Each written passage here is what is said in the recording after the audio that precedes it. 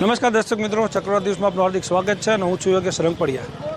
મોરબી મહાનગરપાલિકા બન્યા બાદ જે રીતે કમિશનરે ચાર્જ સંભાળ્યો છે અને દર સોમવારે અને ગુરુવારે મુલાકાતીઓ હોય જે મોરબી શહેરીજનો છે એમને વિવિધ જે કાંઈ પણ પ્રશ્નોનું જે ખલેલ પહોંચતી હોય છે, જે એમના પ્રશ્નો હોય છે મોરબીના વિવિધ વિસ્તારોની અંદર, તો તેને રજૂઆત કરવા માટે સોમવારે અને ગુરુવારે 2 દિવસ ફાળવવામાં આવે છે, બપોરે 3 થી 6.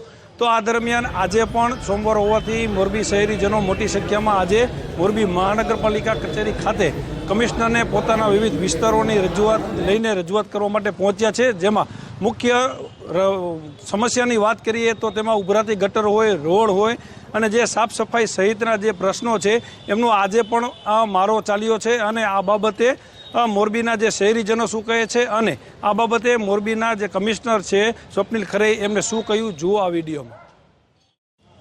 આજ રોજ મોરબી નાની કેનાલ રોડ ઉપર જે રોડનો પ્રશ્ન હતો એ બાબતે સોસાયટીના લગભગ 500 વ્યક્તિ ગઈકાલે મળ્યા. પછી વ્યવસ્થિત વાત કરીને કમિશનર સાહેબને અત્યારે મળ્યા, એમને અમને સાંભળ્યા, અરજી આપી અને એમને કીધું છે કે વહેલી તકે અમે બને એટલું ઉપર પ્રોસેસ કરીને કામ ચાલુ કરશું. પણ એ રોડનું કામ અત્યારે 10 વર્ષ પહેલાં થયેલું.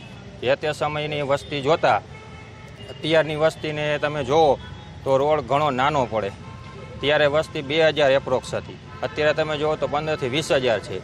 અને તે સિવાય બીજું કે એ મોરબીની જે બીજી જનતા અહીંયાથી ચાલે છે એ વસ્તુ અલગથી. અને જૂનો રોડ જે હતો 10 વર્ષ પહેલાં બનેલો એ તમે અત્યારે જુઓ તો એકદમ ખાડા ખબડાવાળો છે.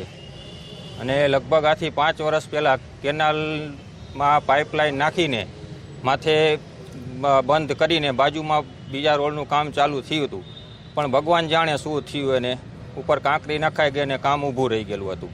એટલે આજે બહુ ઘણી સમસ્યાનો સામનો એ રોડના રહેવાસીઓ કરે છે.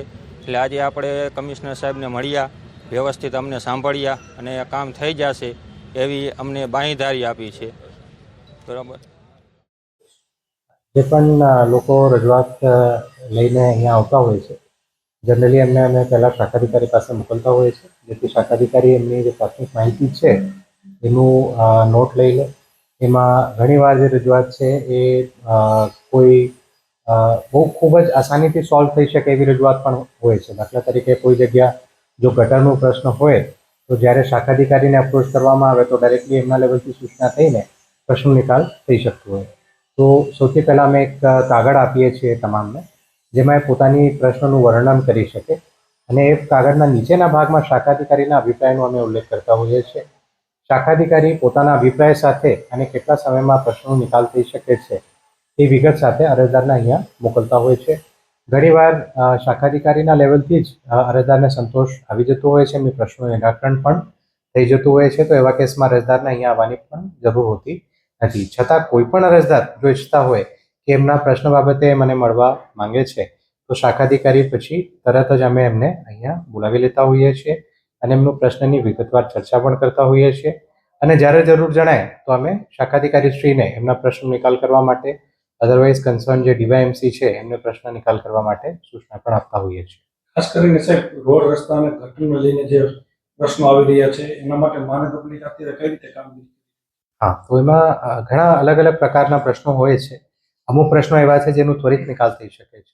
દાખલા તરીકે ગટરની આપણે વાત કરીએ, એ જ રીતે પાણીના પ્રશ્નો છે, તો અમુક પ્રશ્નો એવા છે જેનું ત્વરિત નિકાલ થઈ શકે. તો એવા કેસોમાં અહીંયા જ્યારે પણ અરજદાર આવે તો તમામ શાખાધિકારીઓને સૂચના છે કે જ્યારે એવા અર્જન્ટ પ્રશ્નો લઈને અરજદારો આવે તો ત્વરિત જ ટીમ મોકલીને એનું નિકાલ કરાવવું જોઈએ. પરંતુ અમુક પ્રશ્નો છે જે કદાચ થોડું લાંબા સમયના છે. દાખલા તરીકે કોઈ વિસ્તારમાં રોડની માંગણી હોય, કોઈ જગ્યા પેવર બ્લોક રાખવાની માંગણી હોય, કોઈ જગ્યા જનભાગીદારીમાં કોઈ વ્યક્તિ કામ કરવા માંગતા હોય, તો એ આવા પ્રશ્નો છે જેના માટે પ્રોસિજર કરવી પડે, જેના માટે ટેન્ડર કરવા પડે, જેના માટે ગ્રાન્ટની જોગવાઈ ક્યાંથી થશે એ પણ વિચારવું પડે. તો આવા પ્રશ્નોના નિકાલમાં થોડું સમય જતું હોય છે. એવા કેસમાં આપણે જે પ્રોસેસ છે અરજદારને સમજાવતા હોઈએ છીએ.